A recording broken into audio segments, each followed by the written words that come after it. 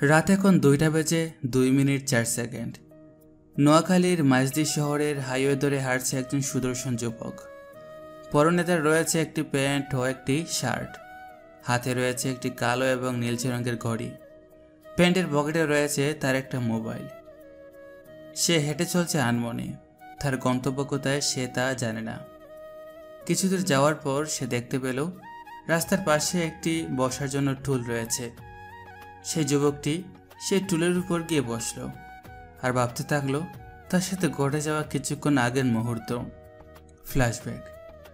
দিনটা ছিল আমার বড় আপুর বিয়ের হলুদের দিন। আমি আমার বন্ধুদের নিয়ে আড্ডা দিচ্ছি। ঠিক তখনই একটি গাড়ি আসলো বর পক্ষের বাড়ি থেকে। গাড়ি থেকে একে একে সব মেয়ে নামতেছিল, কিন্তু আশ্চর্যের বিষয় হলো কোনো ছেলে আসেনি। গাড়ি থেকে সব মেয়ে নামার শেষে একটি মেয়ে নামলো, যাকে দেখে আমি ক্রাশ নামক বাস খাইলাম। আমি এক নজরে মেয়েটির দিকে তাকিয়ে রইলাম। মেয়েটি তা বুঝতে পেরে আমার সামনে এসে তুড়ি বাজে রাগী কণ্ঠে বলল, এই যে মিস্টার, এরকম করে কি দেখেন? আপনাকে। কি? না মানে ইয়ে। আপনাকে যদি আর একবার আমার আশেপাশে দেখি তাহলে আপনার খবর আছে। বলেই মেয়েটি সেখান থেকে হনহন করে চলে গেল, আর আমি তার চলে যাওয়া দেখছিলাম এক মনে। তখন পিছন থেকে কে যেন আমাকে ধাক্কা মারলো। পিছনে তাকিয়ে দেখি হারামি গেল। কি হলো, এরকম ধাক্কা দিলে কেন? কি রে হালা, এরকম করে কি দেখাস? কই কি দেখি? আমরা দেখছি কিন্তু। দেখ সিএম, আজে বাজে কথা বলবি না। আর তোরা কি দেখছ? তুই যা দেখছস আমরাও তাই দেখছি। দেখ নজর দিবি না একদম। কেন? কারণ ওটা তোদের ভবিষ্যৎ ভাবি। ভালো। এখন চল, আপুর হলুদ মনে হয় শুরু হয়ে গেছে। অতঃপর আমরা সবাই সেখান থেকে চলে আসি। এসে দেখি আপুকে স্টেজে বসানো হয়েছে। আমি যখনই আপুর কাছে যাব তখনই কোথা থেকে যেন মেয়েটা এসে আমার সামনে দাঁড়ালো। এই, আপনাকে বললাম না আপনি আমার আশেপাশে আসবেন না? আমার বয়ে গেছে আপনার আশেপাশে থাকার জন্য। আমি তো আমার কথাগুলো ভাবতে ভাবতে কানে ভেসে আসলো সুন্দর করে আজানের ধ্বনি। আমি উঠে মসজিদে চলে গেলাম। নামাজ পড়ে কিছুক্ষণ কোরআন তেলাওয়াত করে বের হলাম। ঘড়ির দিকে তাকিয়ে দেখি 6:30। ক্ষুধাও লেগেছে, কিন্তু এত সকালে হোটেল বা রেস্টুরেন্ট খোলা পাবো না, তাই গন্তব্য সামনের দিকে হাঁটা ধরলাম। কিছু দূর যাওয়ার পর চায়ের দোকান দেখলাম, তাই আমি সেখানে গেলাম। মামা, এক কাপ চা দেন তো। বসেন, দিচ্ছি। তারপর দোকানদার চা দিয়ে গেল। আমি চায়ের সাথে এক প্যাকেট বিস্কুট খেলাম। তারপর দোকানদারের চায়ের বিল দিয়ে সামনের দিকে হাঁটা ধরলাম। হাঁটছি গন্তব্যহীন রাস্তায়। তখন মাথার ভিতর শুধু একটা প্রশ্ন ঘুরপাক খাচ্ছে, কোথায় যাব, কি করব, কি খাবো, এসব মাথায় নিয়ে হাঁটছি আনমনে। ঠিক তখনই মনে পড়লো আমার ছোট আব্বুর কথা।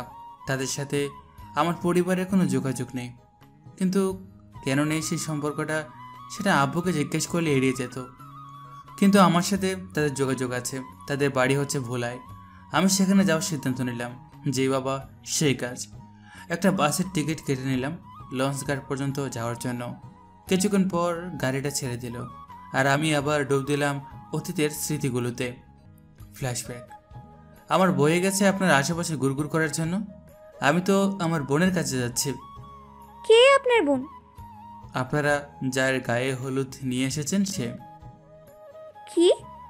আপনি আমার আপুর ভাই? কেন, কোনো সন্দেহ আছে নাকি? না। তারপর সেখান থেকে চলে আসলাম আপুর কাছে। আপুর গায়ে হলুদ প্রায় শেষের দিকে। সবাই অনেক মজা করছে, আর আমি একদিনে সেই মেয়েটার দিকে তাকিয়ে আছি।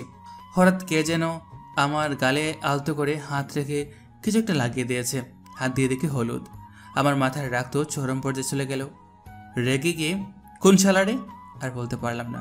পিছনে ফিরে একজনকে দেখে আমার রাগটা একেবারে পানি হয়ে গেল। সে আর কেউ নয়, সেই মেয়েটি। মেয়েটার হাসি দেখে আরও বেশি মুগ্ধ হয়ে যাচ্ছে তার প্রতি। তখন মেয়েটি বলে, কি? তারপর কি? না কিছু না। তা আপনি এখানে কি করছেন? সবাই মজা করছে, সেখানে চলেন। না, আমার সেসব ভালো লাগে না। তাহলে আমার দিকে তাকিয়েছিলেন কেন? কই, আমি আপনার দিকে তাকিয়েছিলাম? সে যাই হোক, আমি নাদিয়া, আপুর বর, আমার কাজিন। আমি নাহিদ, বাকিটুকু আপনি জানেন। হুম, আমরা কি ফ্রেন্ড হতে পারি? এই তো সুযোগ তোমার সাথে প্রেম করার। অবশ্যই, কিন্তু তুমি করে বলতে হবে। হুম। তারপর শুরু হলো আমাদের বন্ধুত্ব। আর দেখতে দেখতে আপুর হোল শেষ হলো, আর বড় পক্ষের সবাই চলে গেছে। পরদিন দেখতে দেখতে আপুর বিয়েটাও হয়ে গেল।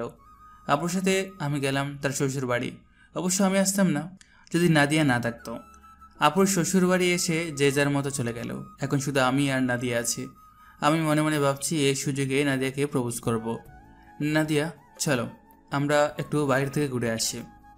হুম, চলো, পাশে একটা ছোট নদী আছে, সেখানে যাব। তারপর আমরা চললাম নদীর দিকে এবং কিছুক্ষণ পরে পৌঁছে গেলাম। নদীর পাড়ে সুন্দর ঠান্ডা বাতাস বইছে, আর কিছুটা দূরে একজন ফুল বিক্রি করছে। নাদিয়া, আমি একটু আসছি, তুমি বসো। তাড়াতাড়ি এসো। এই যাবো আর এই আসবো। সেখান থেকে চলে আসলাম ফুলের গাছে, আর একটা ফুল নিয়ে চলে আসলাম নাদিয়ার কাছে। গিয়ে নাদিয়ার সামনে হাঁটু গেড়ে বসে পড়লাম। কী দিয়ে শুরু করবো জানি না। তোমাকে যেদিন প্রথম দেখেছি সেদিন তোমাকে ভালো লাগে। তারপর যখন তোমার সাথে বন্ধুত্ব করে কথা বলি সেখানেও ভালো লাগে।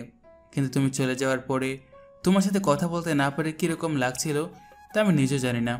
তখন বুঝতে পারি আমি তোমাকে ভালোবেসে ফেলেছি। দেবে কি তোমাকে ভালোবাসার সুযোগ? দেবে কি তোমার হাতে হাত রেখে চলার সুযোগ? দেবে কি তোমার বাচ্চার বাবা হওয়ার সুযোগ? পরিশেষে বলতে চাই, I love you. I love you Nadia. Do you love me? Hmm, আমিও তোমাকে গতকালকে দেখার পরেই ভালো লাগে। সেই ভালো লাগা থেকে কখন যে তোমাকে ভালোবেসে ফেলেছি তা আমি জানি না। I love you, I love you Nahid. তারপর আমি নাদিয়াকে নিজের বাহুডোরে আবদ্ধ করে নিলাম। সেখানে আমরা আরও কিছুক্ষণ সময় কাটালাম। তারপর বাড়িতে চলে আসলাম। বাড়িতে এসে আমি অনুভব করলাম কে যেন আমাকে পাশ থেকে ধাক্কা দিচ্ছে। তাকে দেখি বাসের কন্ডাক্টর। মামা চলে এসেছি, নেমে পড়ুন। গাড়ি থেকে নেমে চলে আসলাম লঞ্চ ঘাটে। সেখান থেকে ভুলার একটি টিকিট নিলাম। অনেকে হয়তো ভাববেন আমার কাছে টাকা আসলো কোথা দেখে। আসলে আমার বিকাশে 15,000 টাকা আছে, সেখান থেকে খরচ করতেছি। ঘড়ির দিকে তাকিয়ে দেখি 10টা 27 বাজে। লঞ্চ ছাড়তে আর 2 মিনিট বাকি আছে, তাই উঠে পড়লাম আর গিয়ে নিজের সিটে বসলাম। কিছুক্ষণ পরে লঞ্চ ছেড়ে দিল। সে ছুটে চলছে তার গন্তব্যে, আর আমি ছুটে চলছি গন্তব্যহীন রাস্তায়। কিছু দূর যাওয়ার পর মাথার ভিতর উকি দিল আমার অতীত, তাই ডুব দিলাম তাতে। ফ্ল্যাশব্যাক। আমরা দুজন নদীর পাড়ে আরও কিছুক্ষণ থেকে চলে আসলাম বাড়িতে। বাড়িতে এসে নাদিয়া আমাকে একটা রুম দেখিয়ে দিল। আমি সেই রুমে চলে গেলাম, আর নাদিয়া নিজের রুমে। আমি রুমে গিয়ে চলে গেলাম ফ্রেশ হতে। ফ্রেশ হয়ে বের হয়ে দেখি নাদিয়ার রুমে। তাকে দেখে যে আমি চিৎকার দিতে যাব তখনই সে আমার মুখ চেপে ধরল, কারণ আমার পরনে ছিল একটা টাওয়াল। এই, চিল্লাবে না। তুমি এখানে কি করছো? তোমাকে ডাকতে এসেছিলাম, এসে দেখি তুমি ফ্রেশ হচ্ছ, তাই বসেছিলাম। আমি কি জানি নাকি তুমি এইভাবে আসবে? তুমি কিছু দেখোনি তো? আমার জিনিস আমি দেখলে এই সমস্যা কি? কি? আমার সব শেষ। আমি এখন মুখ দেখাবো কি করে? এই ন্যাকা কান্না বন্ধ করো তোমার। আমি কিছু দেখিনি। সত্যি তো? বাবা সত্যি। এখন তুমি যাও। কেন, আমি থাকলে সমস্যা নাকি? হুম। যাচ্ছি বাবা, এত রাগ করার কি আছে? তুমি তাড়াতাড়ি রেডি হয়ে নিচে আসো, সবাই বসে আছে। যাও। নাদিয়া চলে গেল, আর আমি রেডি হয়ে নিচে চলে আসলাম। এসে দেখি সবাই বসে আছে আমার জন্য। বুঝি না আমাকে ছাড়া তাদের খাবার খেতে সমস্যা হবে নাকি? তারা তো প্রতিদিন খায়, আর আমি তো একদিনের অতিথি মাত্র। সে যাই হোক, আমি কি নাদিয়ার পাশে বসে পড়লাম। এমা, সবাই আমার দিকে এরকম করে দেখাচ্ছে কেন? যেন কোনো এলিয়েন এসে বসেছে নাদিয়ার পাশে। নাদিয়া, সবাই আমার দিকে এরকম তাকাচ্ছে কেন? যেন মনে হয় আমি এলিয়েন। তুমি এত জায়গা ছেড়ে আমার পাশে বসেছো তাই, আর আমার পাশে আব্বু ছাড়া যে বসে তাকে আমি নাক টিপিয়ে দিই। তাহলে এখন আমারও নাক পাঠিয়ে দেবে? আরে না, তোমাকে কিছু করব না। তারপর সবাই খাওয়া শুরু করলাম। খেয়ে যে যার রুমে চলে গেল। দেখতে দেখতে রাতটা শেষ হয়ে গেল। আজ আব্বুকে নিয়ে যাব আমরা। দুপুরে আব্বু ভাইয়া সবাই চলে এসেছে, আর বিকেলে আব্বুকে নিয়ে চলে আসলাম বাড়িতে। সাথে নাদিয়াও এসেছে। নাদিয়াকে আব্বু একটা রুম দেখিয়ে দিল, আর আমি আমার রুমে চলে গেলাম। তখন পর্যন্ত সব কিছু ঠিকঠাক ছিল, কিন্তু সমস্যা হলো রাত 12টায়। হঠাৎ নাদিয়া আমার রুমে এসে দরজা লাগিয়ে দিল। তখন আমি ল্যাপটপে কিছু কাজ করছিলাম। কী ব্যাপার নাদিয়া, তুমি এত রাতে তো আবার দরজা লাগিয়ে দিলে কেন? নাদিয়া কোনো কথা না বলে এসে আমাকে জড়িয়ে ধরে কান্না করে দিল আর বলতে লাগলো, তুমি আমাকে মাফ করে দিও। কী ব্যাপার, তুমি কান্না করছো কেন? নাদিয়া কোনো কথা না বলে তার হাতের উপর থেকে জামা ছিঁড়ে দিতে লাগলো আর জোরে জোরে চিৎকার করে বলতে লাগলো, বাঁচাও। বাড়ির সবাই প্রায় ঘুমিয়ে গেল, কিন্তু নাদিয়ার চিৎকার শুনে সবাই দৌড়ে চলে আসলো আমার রুমে আর এসে দরজা ধাক্কাতে লাগলো। নাহিদ, কি হয়েছে? দরজা খোল। আমার তো মুখ দিয়ে কোনো কথা বেরোচ্ছে না। নাদিয়া দৌড়ে গিয়ে দরজা খুলে দিল। সবাই ভিতরে আসলো। নাদিয়া আপুকে জড়িয়ে ধরে কান্না করে দিল। ভাইয়া, নাহিদ আমাকে। আর বলল না। আব্বু এসে আমার গালের কষিয়ে কয়েকটা থাপ্পড় বসিয়ে দিল। তুই আমার ছেলে হয়ে এই কাজ করতে পারলি? আব্বু বিশ্বাস করো, নাদিয়া মিথ্যা বলছে। কে মিথ্যা বলেছে? নাদিয়ার তোর চোখের পানি কি মিথ্যা? তার গায়ে আঁচল কি মিথ্যা? তোকে তো আমার ভাই হিসাবে পরিচয় দিতেও লজ্জা করছে। বিশ্বাস করো ভাইয়া। তোর ওই অপবিত্র মুখে ভাইয়া বলে ডাকবি না। আব্বু তুমি অন্তত আমাকে ভুল বোঝো না। আব্বু কোনো কথা বলছে না। তুই আজকে এই মুহূর্তে এই বাড়ি ছেড়ে চলে যাবি, আর কখনো যেন তোকে এই বাড়িতে না দেখি। কি বলছো আব্বু? বাড়ি ছেড়ে চলে যাবে মানে? তাহলে নাহিদ থাকবে কোথায়? আমি ঠিকই বলেছি। কি হলো, তুই এখনো যাচ্ছিস না কেন? নাকি ঘাড় ধাক্কা দিয়ে বের করে দেব? তা লাগবে না, আমি নিজে চলে যাচ্ছি। আরেকটা কথা, তোমরা আমাকে বিশ্বাস করলে না। একদিন সত্যিটা অবশ্যই জানতে পারবে, কিন্তু সেদিন আমাকে আর পাবে না তোমরা। আমি যাওয়ার আগে নাদিয়ার কাছে গিয়ে বললাম, কি দোষ করেছিলাম নাদিয়া? তোমাকে ভালোবাসে? তোমাকে ভালোবাসে যত দোষ হয়ে থাকে, তাহলে সেদিন বলনি কেন? আর তুমি আজকে আমাকে যে মিথ্যা অপবাদটা দিলে, তার জন্য তোমাকে একদিন পস্তাতে হবে। এখন থেকে তোমার জন্য এই মনে ভালোবাসা না, থাকবে কেবলমাত্র ঘৃণা। ভালো থেকো। তারপর সেখান থেকে শুধু আমার মোবাইলটা নিয়ে চলে আসলাম। সেবারেরই কিছুই নেইনি, কারণ যে বাড়ির মানুষ আমাকে বিশ্বাস করতে পারে না, সে বাড়ির কোনো কিছু আমার দরকার নেই। অতঃপর বাড়ি থেকে বাইর হয়ে আসলাম। তারপরে সব কিছু তো আপনারা জানেন। এই ছিল আমার অতীত। আমি লঞ্চের শিক ধরে দাঁড়িয়ে আছি, আর তখনই আমার মনে পড়লো আবুর কথা। আর আবুকে ফোন দিলাম। প্রথমবার দিলে ধরে নাই, দ্বিতীয়বার দেওয়ার সাথে সাথে ধরলো। আসসালামু আলাইকুম আপু। ওয়ালাইকুম আসসালাম। কেমন আছো আপু? ভালো। তোর? যেরকম থাকার কথা বলি কান্না করে দিলাম, আর আপুও কান্না করে দিল। আপু, তুমি কি বিশ্বাস করো আমি এরকম একটা কাজ করতে পারি? আমার তোর ওপর পর্যাপ্ত বিশ্বাস আছে। তুই এরকম কোনো কিছু করতে পারিস না। ভাই, তুই বাড়িতে চলে আয়। না আপু, আমি আর সে বাড়িতে যাব না, যে বাড়িতে তার ছেলেকে বিশ্বাস করে না। আচ্ছা আপু, আমি কি নাদিয়াকে ভালোবাসে ভুল করেছিলাম? না, তোর কোনো ভুল নেই। আর আমার মনে হয় নাদিয়া তোকে ইচ্ছা করে এসব করছে। সে যে বাবে হোক, আমাকে আর তোমরা পাবে না। চলে যাও বহুদূর, যেখানে থাকবে না কোনো বিশ্বাসঘাতক, যেখানে থাকবে না কোনো দর্শক নামক ব্যক্তি। ভালো থেকো আপু, আর যদি পারো তোমার এই বাইকে ক্ষমা করে দিও। আবুকে আর কিছু বলতে না দিয়ে কল কেটে দিলাম। কিছুক্ষণ পরে লঞ্চ বিরল ইলিশিয়া কাটে এবং সবাই আস্তে আস্তে নেমে পড়ল, সেটা আমিও। এবং একটা গাড়ি নিয়ে চলে আসলাম ছোটো আব্বুর বাড়ির সামনে। বাড়ি থেকে অবশ্য আমি অবাক হলাম না, কারণ আমি আবারও একবার এসেছিলাম, অবশ্য বাড়ির সবার অগোচরে। কলিং বেল চাপ দেওয়ার কিছুক্ষণ পর ছোটো আম্মু দরজা খুলে দিল। ছোটো আম্মু আমাকে দেখে জড়িয়ে ধরল। কি রে নাহিদ, আজ এতদিন পর আমাদের কথা মনে পড়লো? আসলে আম্মু, মনে তো প্রতিদিনই পড়ে, কিন্তু আসতে পারি না। আজ একটা মিথ্যা অপবাদ নিয়ে এসেছি তোমাদের বাড়িতে। ছোটো আম্মুকে আমি আম্মু বলে ডাকি, কারণ আমার আম্মু নেই তাই। আর আম্মু আমাকে তাদের ছেলেদের একজন ভাবে, আর আম্মুর 4 ছেলে। আম্মু তো আমার কথা শুনে অবাক। মিথ্যা অপবাদ মানে?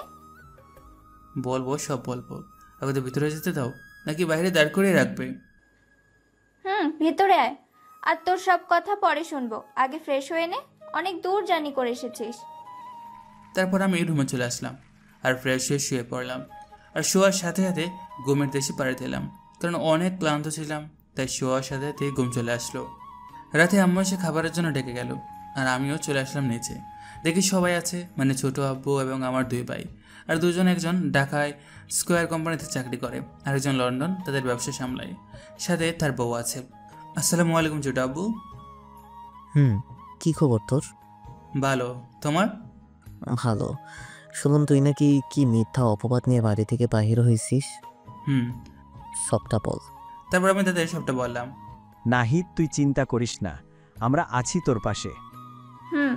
তুই কোনো চিন্তা করবি না, তোর এই আম্মু তোর পাশে আছে সব সময়। আচ্ছা ছোট আব্বু, তোমাদের সাথে আমার পরিবারে কোনো যোগাযোগ নেই কেন? আব্বুকে জিজ্ঞেস করলে এড়িয়ে যায়। বলবো, আজ তোকে সব বলবো, আগে খাবারটা খেয়ে নে। তারপর আমরা সবাই খাবার খেয়ে সোফায় গিয়ে বসলাম। ছোট আব্বু এবার বলো। তখন আমি সবেমাত্র অনার্স প্রথম বর্ষে পড়ি। একদিন আমি রাস্তা দিয়ে যাচ্ছি, তখন দেখি কয়েকজন বখাটে ছেলে রাস্তায় একটা ডিস্টার্ব করছে। আমি তাদের কাছে গেলাম। যারা তাকে ডিস্টার্ব করছিল তারা আমার পাড়ার। তারা আমাকে দেখে দৌড়ে চলে গেল। আর তোর আম্মুর সাথে সেদিন আমার পরিচয় হয়। তাকে আমার খুব পছন্দ হয়েছে এবং তার সাথে বন্ধুত্ব করে ফেলি। পরে জানতে পারি সে আমার সাথে একই ডিপার্টমেন্টে পড়ে। আমাদের বন্ধুত্ব খুব ভালোই চলছিল, কিন্তু এই বন্ধুত্ব থেকে আমরা কখন যে একে অপরকে ভালোবেসে ফেলেছি তা আমরা নিজেরাও জানি না। তো আমাদের প্রেম ভালোই চলছিল, কিন্তু হঠাৎ করে একদিন তোর আম্মু এসে বলে তাকে নাকি বাড়ি থেকে বিয়ের জন্য চাপ দিচ্ছে। তখন আমি তোর আব্বুকে জানাই, কিন্তু তারা কিছুতে রাজি ছিল না, কারণ তোর আব্বু প্রেম ভালোবাসাতে বিশ্বাসী ছিল না। পরিবার যখন মেনে না নিল, তখন আমি আর তোর আম্মু বিয়ে করার সিদ্ধান্ত নেই এবং সিদ্ধান্ত মোতাবেক আমরা যে 3 বিয়েও করে ফেলি।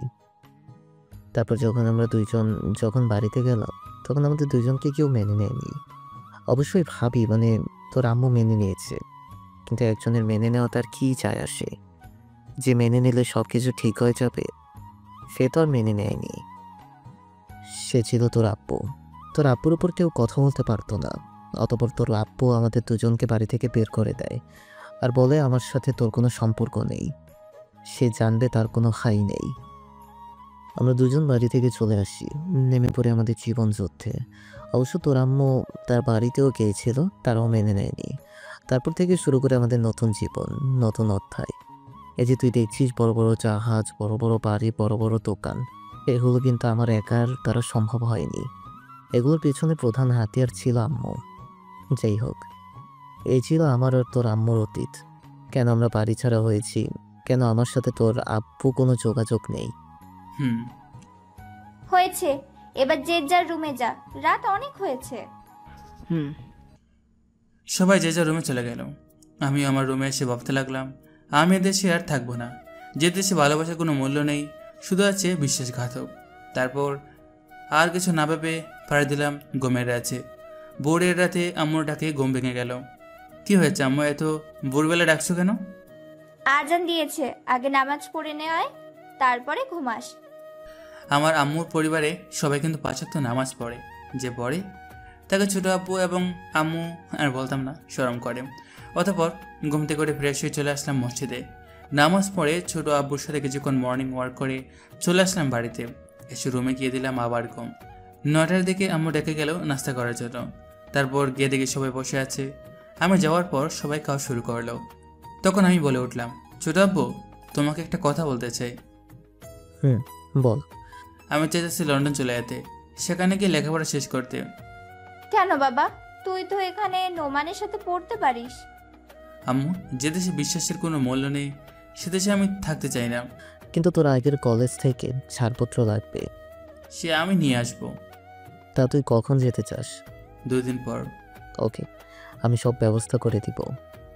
আর ছোটো আব্বু, আমার কিছু টাকা লাগবে মার্কেট করার জন্য। বাড়ি থেকে আসার সময় কিছু আনি নাই।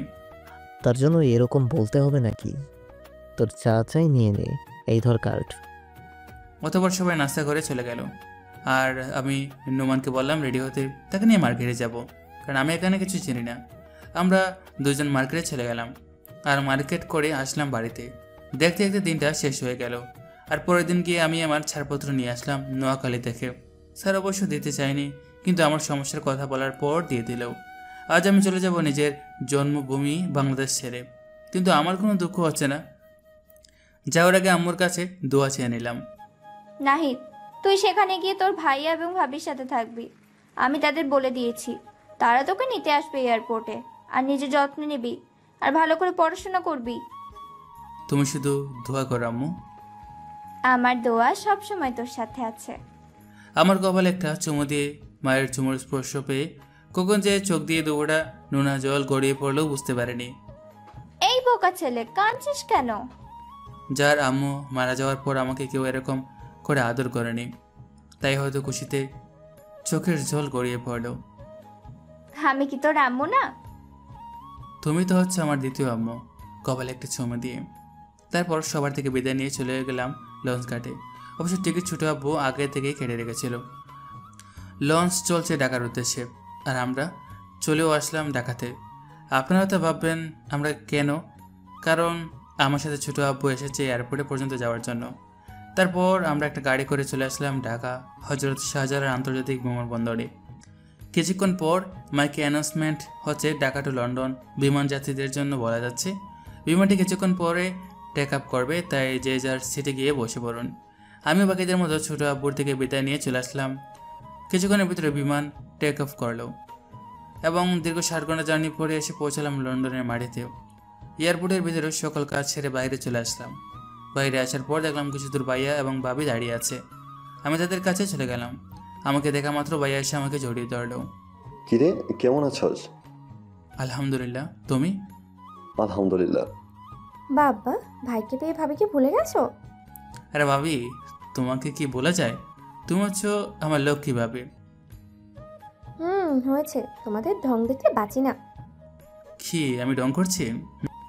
হয়েছে, আর রাগ করতে হবে না, এখন চলো যাওয়া যাক। চলো। আমরা গাড়ি নিয়ে চলে আসলাম বাড়িতে। বাড়িটা বড় না হলেও সৌন্দর্যের দিক দিয়ে কোনো অপূর্ণতা রাখেনি তারা। 2 তলা বিশিষ্ট বাড়ি তাদের। আমরা গাড়ি থেকে নেমে বাসার ভিতরে ঢুকে গেলাম। আমাকে 2 তলায় একটা রুমে দেখিয়ে দেওয়া হলো। আমি রুমে গিয়ে ফ্রেশ হয়ে বিছানা থেকে এলিয়ে দিলাম। ক্লান্ত থেকে কিছুক্ষণের মধ্যেই পাড়ি দিলাম ঘুমের রাজ্যে, কিন্তু বেশিক্ষণ ঘুমাতে পারেনি, কারণ ভাবি এসে ডেকে গেল খাবারের জন্য। তারপর আমি উঠে নিচে আসলাম। দেখি ভাইয়া বসে আর ভাবি খাবার সাজাচ্ছে। আমি গিয়ে ভাইয়ার পাশে একটা চেয়ার টেনে বসে পড়লাম। তারপর সবাই খাওয়া শুরু করলো। তখন ভাইয়া বলে উঠল, নাহিদ, এখন তুই কি করবি ভাবছিস? দেন পড়াশোনা শেষ করব। আর তোর সম্পর্কে আম্মু সব বলেছে আমাকে। দুঃখ করিস না, জীবন মানে সংগ্রাম। জীবনে এমন অনেক বাধা আসে, তাই বলে কখনো পিছুপা হব না। তাহলে সেখানে তুই জীবিত থেকেও মরে যাবি। কখন যে চোখ বেয়ে 2 ফোঁটা জল গড়িয়ে পড়লে বুঝতে পারেনি। আসলে ভালোবাসার মানুষের কাছ থেকে এরকম কিছু হলে পৃথিবীর কোনো পুরুষ তা মেনে নেবে না। এই বোকা ছেলে, কাঁদছিস কেন? অতীতের কথাগুলো উপড়ে পড়ছে। সেসব কথা বাদ দে, আর নতুন করে তোর জীবন শুরু কর। মনে কর নাদিয়া নামের কোনো মেয়ে তোর জীবনে ছিল না। আমি সব আবার নতুন করে শুরু করব, কিন্তু নাদিয়াকে বলতে পারবো কিনা জানি না। আচ্ছা ভাবি, ভালোবাসা কি এরকম কষ্ট হয়? তা জানি না, কিন্তু তুই যদি আমাকে তোর বোন মানুষ, তাহলে তুই নাদিয়া নামের সেই মেয়েকে আর মনে করবি না। তা হবে। এক বোনকে হারিয়ে এখন আরেক বোনকে পেয়েছে, তার কথা কি অমান্য করা যায়? এই তো লক্ষ্মী ছেলে। নাহিদ, তোকে কালকে এখানকার কলেজে ভর্তি করিয়ে দিব, তৈরি থাকিস। আর এই নে, এটা রাখ, যখন যা প্রয়োজন তা নিয়ে নিবি। তারপর খাবার খেয়ে যে যার রুমে চলে গেলাম। রাতে বা এখানে একটু শপিং করতে গেলাম, কারণ আমি এখানে কিছু নিয়ে আসিনি, তাই শপিং শেষে বাড়িতে চলে আসলাম। দেখতে দেখতে রাতটা শেষ হয়ে গেল। সকালে ঘুমিয়েছিলাম, তখন সকালবেলা বাবা এসে ডাক দিয়ে গেল ঘুম থেকে ওঠার জন্য। ভাবি, আর একটু ঘুমাই না? না, কয়টা বাজে সেদিকে তোমার খেয়াল আছে? কয়টা আর বাজবে? 6টা অথবা 7টা বাজবে। কি 6টা 7টা বাজে? ঘড়ির দিকে তাকিয়ে দেখো 9টা বাজে। তোমাকে না আজকে কলেজে ভর্তি করানো হবে, আর তুমি পড়ে পড়ে ঘুমাচ্ছ। যাও গিয়ে তাড়াতাড়ি ফ্রেশ হয়ে আসো, তোমার ভাইয়া বসে আছে নিচে তোমার জন্য। অথবা আরামের ঘুম হারাম করে চলে গেলাম ফ্রেশ হতে। ফ্রেশ হয়ে নিচে চলে আসলাম। এসে দিকে ভাইয়া আর ভাবি বসে বসে টিভি দেখছে, টিভিতে খবর দেখছে। আমি যাওয়ার পর সকালের নাস্তা করা শুরু করলাম। নাস্তা করা শেষে আমি চলে আসলাম রুমে। এসে রেডি হয়ে নিচে চলে আসলাম। তারপর ভাইয়াকে নিয়ে চলে আসলাম বাইরে। তুই এখানে দাঁড়া, আমি গাড়ি নিয়ে আসছি। ভাইয়া চলে গেল গাড়ি আনতে। আসলে ভাইয়ার 2টা গাড়ি, একটা সে কাজে যাওয়ার সময় নিয়ে যায়, আর আরেকটা বাড়িতে থাকে যদি ভাবি কোথাও যায়। তাই ভাইয়া গাড়ি নিয়ে চলে আসলো। আমিও গাড়িতে উঠে বসলাম। গাড়ি ছুটে চলছে তার গন্তব্য কলেজের দিকে। 10 মিনিট পর পৌঁছে গেলাম কলেজে। আমি আর ভাইয়া গাড়ি থেকে নেমে হাঁটা ধরলাম প্রিন্সিপালের রুমের দিকে। গিয়ে ভাইয়া, আসতে পারি স্যার? আসলে ভাইয়ার ব্যবসাটা লন্ডনে অনেক নাম আছে, তাই কম বেশ ভাইকে চেনে। কি যে বলেন স্যার, ভিতরে আসলে অবশ্যই অনুমতি নিতে হবে। আপনি আমার গুরুজন। স্যার, দরকার আছে বলেই তো আসলাম। আসলে এ হচ্ছে আমার ভাই, বাংলাদেশ থেকে এসেছে। আমি চাচ্ছি সে এখানে এবং এই কলেজে পড়ুক। আমাকে দেখিয়ে। জি স্যার। একটা কাগজ এগিয়ে দিয়ে স্যার। তারপর আমি কাগজটাতে স্বাক্ষর করে দিলাম এবং স্যারকে দিয়ে দিলাম। না স্যার, কালকে থেকে আসবো। স্যার। তারপর স্যারের রুম থেকে চলে আসলাম। গাড়ির কাছে এসে ভাইয়া বলে, কি করবি এখন? বাড়িতে যাবি নাকি আমার সাথে যাবি? তোমার সাথে যাব। ওকে, চল। তারপর ভাইয়ের সাথে চলে আসলাম গোডাউনে। আজকে নাকি 2 জাহাজ মাল আসবে, তাই আমি সহকারে দেখতে আসলাম। অবশ্যই আমি শুনেছি ভাইয়া যখন বাবাকে বলেছে, তখন আমি আর ভাইয়া যাওয়ার পর ম্যানেজার আসলো। আসসালামু আলাইকুম স্যার। ওয়ালাইকুম আসসালাম। কেমন আছেন স্যার? আলহামদুলিল্লাহ, তোমাদের কি খবর? আলহামদুলিল্লাহ স্যার, সবাই ভালো আছে। আর স্যার, এই ছেলেটাকে তো চিনলাম না। ও হচ্ছে আমার ভাই, বাংলাদেশ থেকে এসেছে। এখন থেকে আমাদের সাথে থাকবে আর লেখাপড়া এখানে করবে। ও আচ্ছা স্যার। মালের কি খবর? ভালো স্যার, আর কিছুক্ষণের ভেতরে সব মাল নামানো শেষ হয়ে যাবে। কয় জাহাজ এসেছে মাল? 2 জাহাজ স্যার। ওকে, আপনি মাল নামানো শেষ হলে বাকি কাজগুলো সেরে ফেলবেন। Okay sir. তারপর আমি আর ভাইয়া বাড়িতে চলে আসলাম। এসে আমি আমার রুমে চলে গেলাম। দুপুরে ভাবি ডেকে গেল খাবারের জন্য, আমিও চলে গেলাম নিচে। তারপর সবাই খাওয়া শুরু করলাম। কি নাহিদ, আজকের দিন কিরকম কাটলো? ভালো ভাবি। তো কি করবি এখন? কি আর করব, পড়াশোনা করব আর পাশাপাশি একটা জব করব। কি, তুমি জব করবে মানে কি? তোমার কোনো জব করার প্রয়োজন নেই। ভাবি, তোমার পড়াশোনা আর নিজের খরচ চলবে কিভাবে? আমরা কি তোমার কেউ না যে আমরা তোমার খরচ চালাতে পারবো না? কিন্তু ভাবি। কোনো কিন্তু নয়। ও, তুমি আমার কথাবার্তা মানবে কেন? আমরা তোমার তো কেউ হই না যে কিনা আমাদের কথা শুনবে। আচ্ছা ঠিক আছে। তারপর খাবার শেষ করে সবাই টিভি দেখতে বসলাম। তখন আমি বলি, ভাবি চলো না আজকে কোথা থেকে ঘুরে আসি। চলো, আমরা আজকে কোথাও থেকে ঘুরে আসি। ভাইকে উদ্দেশ্য করে। চলো। তারপর আমরা বিকেলে সবাই মিলে অনেক ঘুরলাম। বাড়িতে এসে সবাই যে যার রুমে চলে গেল। এভাবে দেখতে দেখতে 5 বছর চলে গেল। আমি আর নীলা এখন বাংলাদেশে আমার নিজ শহরে আছি। একটা কাজের জন্য আসে আমার নিজ শহরে। আমি আর নীলা কাজ করতে করতে দুপুর হয়ে গেল। তাই একটা রেস্টুরেন্টে ঢুকে খাবার খেয়ে নিলাম। যখনই বাইরে আসবো তখনই একজনের সাথে ধাক্কা খেলাম। তা দেখে তো নীলা খুব রেগে গেল। এই মেয়ে, আপনি ধাক্কা দিলেন কেন? নীলার কথা শুনে মেয়েটার পিছনের দিকে তাকাতেই মেয়েটাকে দেখে তো আমি একদিনে তাকিয়ে আছি, কারণ মেয়েটার কেউ নয়, নাদিয়া। সে আমাকে দেখে কান্না করে দিল। এই, তুমি এই মেয়ের দিকে এভাবে তাকিয়ে আছো কেন? না এমনি, এই মেয়েকে আমার অনেক চেনা চেনা লাগছে। নাহিদ, তুমি আমাকে চেনো না? আমি তোমার ভালোবাসা। এই, আপনি নাহিদের নাম জানলেন কিভাবে? তাকে জিজ্ঞেস করুন কিভাবে জানলাম। নাহিদ কিভাবে কি, আমাকে একটু বলো। আরে চলে তো, এসব ফালতু মেয়ের সাথে কথা বলে লাভ নেই। তারা শুধু পারে অন্যকে মিথ্যা অপবাদ দিতে। তারপর নীলাকে নিয়ে আসলাম বাড়িতে। নোয়াখালীতেও একটা বাড়ি কিনলাম আমরা। অপরদিকে নাদিয়া কান্না করতে করতে চলে গেল বাড়িতে এসে রুমে ঢুকে দরজা আটকে দিল। সবাই তার এরকম আচরণ দেখে কোনো অবাক হলো না, কারণ সে এরকম করতে করতে সবাই মানিয়ে নিয়েছে। আমি আর নীলা বাড়িতে চলে আসলাম। এসে রুমে চলে গেলাম, গিয়ে ফ্রেশ হতে চলে গেলাম। ফ্রেশ হয়ে এসে বিছানা গায়ে এলিয়ে দিলাম। আর নীলা রান্না করে কিছুক্ষণ পর নীলা ডাক দিল খাবারের জন্য। তারপর গিয়ে খাবার খেয়ে রুমে চলে আসলাম। খাবার টেবিলে একটা কথা বলিনি আমরা। পিছন পিছন নীলাও রুমে আসলো। এসে দেখে আমি শুয়ে আছি। নীলাও আমার পাশে এসে শুয়ে পড়লো। আমাকে জড়িয়ে ধরে বলে, তোমার কি হয়েছে, এরকম করছো কেন? কিছু না। আমি কি তোমার কেউ না যে আমাকে বলা যাবে না? আমি কি তা বলেছি নাকি? তাহলে? আসলে আমার ভালো লাগছে না। তোমাকে দেখছি, তখন সেই মেয়েকে দেখার পর থেকে চুপচাপ হয়ে গেছো। আর তখন বললে সেই মেয়ে সম্পর্কে আমাকে কিছু বলবে। বলবো, বলতে পারলে আমার মনটা শান্তি পাবে। বলো। তারপর আমি বলা শুরু করলাম।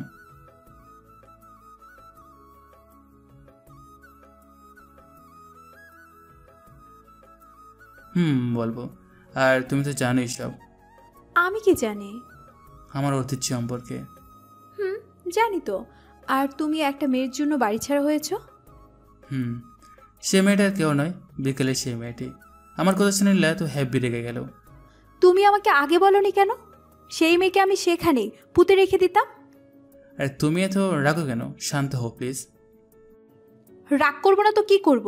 যে মেয়ের জন্য তুমি আজকে বাড়ি ছাড়া, আমি তাকে ছাড়বো না? আরে তো রাগ ভালো না, আসো শুয়ে পড়ি, কালকে আবার নতুন অফিসে উদ্বোধন করতে যেতে হবে। তারপর আমি নীলাকে জড়িয়ে ধরে ঘুমিয়ে পড়লাম, আর নীলাও আমার বুকে মাথা রেখে আমাকে জড়িয়ে ধরে ঘুমিয়ে পড়লো। সকালবেলা আই ওঠো। কি হলো? ওঠো। কি হয়েছে শোনা? এত সকালে ডাকছো কেন? এখনো সকাল 8টা বাজে, এখন ওঠো, আবার অফিসে যেতে হবে। আমি নাস্তা বানাতে গেলাম। তারপর নীলা চলে গেল নাস্তা বানাতে, কিন্তু আমি কি এত সকালে ঘুম থেকে উঠে? তাই আমি আবারও ঘুমিয়ে গেলাম। কিছুক্ষণ পর নীলা এসে দেখো আমি এখনো ঘুমাচ্ছি, কিন্তু হঠাৎই মনে হলো কেউ আমাকে গোসল করাচ্ছে। তাড়াতাড়ি ঘুম থেকে উঠে সামনে তাকাতে দেখি নীলা হাতে মগ নিয়ে আমার দিকে রাগের দৃষ্টিতে তাকিয়ে আছে। আমি তো ভয়ে শেষ, কারণ নীলার রাগ খুব ভয়ঙ্কর। কি হয়েছে নীলা? কি হয়েছে মানে? তোমাকে সে কখন থেকে ডেকে গেলাম ওঠার জন্য, কিন্তু তুমি? আসলে হয়েছে কি, এত সুন্দর একটা ঘুম নষ্ট করতে মন যাচ্ছিল না, তাই আবারও ঘুমিয়ে গেলাম। চুপ, আবার দাঁত বের করে হাসছে। তাড়াতাড়ি উঠো, ফ্রেশ হয়ে আসো। তারপরে আমি উঠে ফ্রেশ হতে চলে গেলাম। ফ্রেশ হয়ে এসে দেখি নীলা হাতে গামছা নিয়ে দাঁড়িয়ে আছে। আমার যাওয়ার পর আমার দিকে এগিয়ে দিল। আমি হাত মুখ মুছে দুজনে নিচে গেলাম নাস্তা করার জন্য। তারপর দুজনে নাস্তা করে উপরে চলে আসলাম। নীলা, রেডি হয়ে নাও। তুমি বাইরে যাও। কেন? আমি থাকলে কি সমস্যা হবে নাকি? না, কোনো সমস্যা নেই, তবুও তুমি বাইরে যাও। না, আমি যাব না। ওকে, তাহলে আমিও তোমার সাথে যাব না। না, আমি বাইরে যাচ্ছি, তুমি রেডি হয়ে নাও। আমি আগে রেডি হয়েছি, তখন নীলা ওয়াশরুমে ছিল। তারপর আমি বাইরে চলে আসলাম। দীর্ঘ 30 মিনিট পর নীলাও আসলো। সে আসার পরে আমরা দুজনে চলে আসলাম আমাদের নতুন অফিসে। অফিসে আসার পর সবাই সম্বোধন জানালো। আমি আর নীলা বসে আছি আমার অফিস রুমে। নীলাকে একা বাড়িতে রাখি না, কারণ সে একা বাড়িতে থাকতে ভয় করে, তাই যেখানে যাই তাকে সঙ্গে করে নিয়ে যাওয়া লাগে। কিছুক্ষণ পরে ম্যানেজার এসে বলে আজকে কিছু লোকের ইন্টারভিউ আছে। একে একে সবাই এসে ইন্টারভিউ দিয়ে গেল, কিন্তু শেষে যে এসেছে তাকে দেখে আমি অবাক, কারণ সে আর কেউ নয়, আমার বন্ধু দিহান। নাহি তুই? এই, আপনি ইন্টারভিউ দিতে এসে বসের নাম ধরে ডাকছেন? আপনি তো খুব বেয়াদব দেখছি। নীলা থামো, ও আমার ছোটবেলার বন্ধু। আগে বলবে না? তুমি বলতে দিয়েছো? দোস্ত, তোকে আজকে কত বছর পর দেখলাম। চলো কোথাও গিয়ে কথা বলি। তারপর আমরা তিনজন চলে আসলাম একটা পার্কে। দিহান, আব্বুর কি খবর রে? তার আর খবর? তুই চলে যাওয়ার পর থেকে কি রকম যেন হয়ে গেছে। আপু আর ভাইয়া নিশ্চয়ই বিয়ে করেছে? তার একটা মেয়ে আছে। ভালো। এতক্ষণ নীলা আমাদের সব কথা শুনছিল। নাহিদ, চলো না আমরা গিয়ে তাদের দেখে আসি। চল। আর এ কে? নীলাকে উদ্দেশ্য করে। আমি হলাম। তাকে বলতে না দিয়ে, এ হচ্ছে তোদের ভাবি। তাহলে নাদিয়া? সে আমার কাছে মরে গেছে, আর যেটুকু ভালোবাসা ছিল সেগুলো ওই দিনে ঘৃণাতে পরিণত হয়েছে। সে কথা বাদ দাও। আর ভাইয়া, এসব বিষয়ে ওর সাথে আর কোনো কথা বলবেন না প্লিজ। ওকে। তোরা কি এখন অফিসে যাবি নাকি বাড়িতে যাবি? বাড়িতে। আচ্ছা, তোদের বাড়ির ঠিকানাটা দিয়ে যা। চৌরাস্তার মোড়ের পাশে। আচ্ছা ঠিক আছে, তোরা থাক, আমি যাই, আমার আবার বাড়িতে কাজ আছে। ভাইয়া, কিছু খেয়ে যা। না, অন্য একদিন তোদের বাড়িতে গিয়ে খাবো। ওকে। তারপর দিহান চলে গেল, আর আমরাও বাড়িতে চলে আসলাম। বাড়িতে এসে দুজনে ফ্রেশ হয়ে নিলাম। তারপর নীলা খাবার বানাতে চলে গেল। আমি শুয়ে পড়লাম, কারণ অনেক ক্লান্ত লাগছে। প্রায় 1 ঘন্টা পরে নীলা ডাক দিল খাবারের জন্য। আমি নিচে চলে গেলাম। তারপর দুজনে খাবার খেয়ে রুমে চলে আসলাম। রাতে আমি শুয়ে আছি, তখন নীলা আমার পাশে শুয়ে বলতে লাগলো, নাহিদ, চলো না আমরা তোমার বাড়ি থেকে ঘুরে আসি। খাবো। কখন যাবে? দাঁড়াও, একজনের সাথে কথা বলে নিই, তার সাথে অনেক দিন হয়েছে কথা বলি না। তারপর মানিব্যাগে একটা কোণা থেকে সে আমার 5 বছর আগের বন্ধ হওয়া সিমটা বের করলাম। এটা কি সিম? কোথায় পেলে? এটা আরও 5 বছর আগে বন্ধ করেছিলাম, আর আজকে খুলবো সিমটা। তারপর সিমটা মোবাইল সেট করলাম, কিন্তু সিমটা আসছে না, শুধু কিছু নাম্বার আসছে। সেখানে দেখি আপুর নাম্বারও আছে, তাই সেটা নিয়ে সিমটা ফেলে দিলাম। তারপর আপুর কাছে কল দিলাম, প্রথমবারই ধরেনি, দ্বিতীয়বার রিং হতে ধরে নিল। হ্যালো, কে বলছেন? আপুর কণ্ঠ শুনে কখন যে চোখ দিয়ে দুপুরে অস্ত্র গড়িয়ে পড়লো তাই বুঝতে পারেনি। কি হচ্ছে? কথা বলছেন না কেন? এই কথা বললে বলেন, তা না হলে ফোন রাখি। আপু?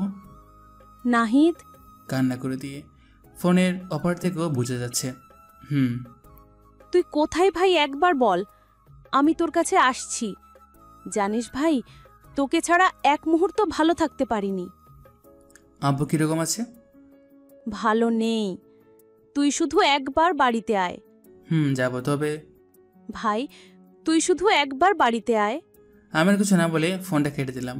পাশে তাকে দেখে নীলা কান্না করতে করতে তার মুখের 12টা বাজিয়ে ফেলছে। এই তুমি কান্না করছো কেন? তুমি করলে কেন? এমনি। আমি এমনই। তারপর আর কেউ কোনো কথা বললাম না, দুজন শুয়ে পড়লাম। কিছুক্ষণ পর নীলা বলে উঠল, নাহিদ চলো না তোমাদের বাড়িতে যাই, সবাই হয়তো তাদের ভুল বুঝতে পেরেছে। যাব। কবে যাবে? কালকে। সত্যি? আর এখন ঘুমিয়ে পড়ো। আমি আর নীলা সে রাতের মতো ঘুমিয়ে পড়লাম। সকালে নীলার ডাকে ঘুম ভাঙলো। এই ওঠো, আর কত ঘুমাবে? আর একটু ঘুমাই। না, আর কোনো ঘুম হবে না, যাও গিয়ে ফ্রেশ হয়ে আসো। আমি বেচারা আর কি করবো, তাই ওয়াশরুমে চলে গেলাম। নীলা, নীলা। কি হয়েছে? আমার টাওয়ালটা দাও তো। আমার টাওয়ালটা তো দিলে না, জোর করে ভিতরে ঢুকিয়ে দিলে। তুমি দাঁড়াও, আমি দিচ্ছি।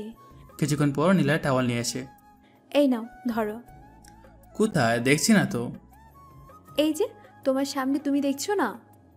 না, দেখেও না দেখার বান করে। তারপর আমি দরজাটা আর কিছুটা ফাঁক করে নীলাকে সহ টান দিয়ে ভিতরে নিয়ে নিলাম। হেই, কি করছো? ছাড়ো। ছাড়ার জন্য আনছি। তাহলে একটা ইয়া দিয়ে দাও। পারবো না। তাহলে তোমাকে ছাড়ছিও না। নীলা কিছুক্ষণ ভেবে, আচ্ছা দিচ্ছি। তারপর নীলা আমার কপাল বলার পর একটা চুমু দিলাম। এটা কে ছিল? কেন? তুমি যেটা চাইলে সেটা। আমি তোমাকে আর বলতে না দিই, সে আমার টুর জোড়া আয়ত্ত করে নিল। কিছুক্ষণ পর ছেড়ে দিল। এবার হয়েছে? তারপর নীলা চলে গেল, আর আমি ফ্রেশ হয়ে বাহিরে চলে আসলাম। আমি সবার কাছে দোয়া প্রার্থী, আমার ফ্যামিলির জন্য, বিশেষ করে আমার বড় ভাইয়ের জন্য। বাইরে এসে নাস্তা করে রুমে চলে আসলাম। কিছুক্ষণ পরে নীলাও আসলো। রেডি হয়ে নাও, আজকে আবার বাড়িতে যাব।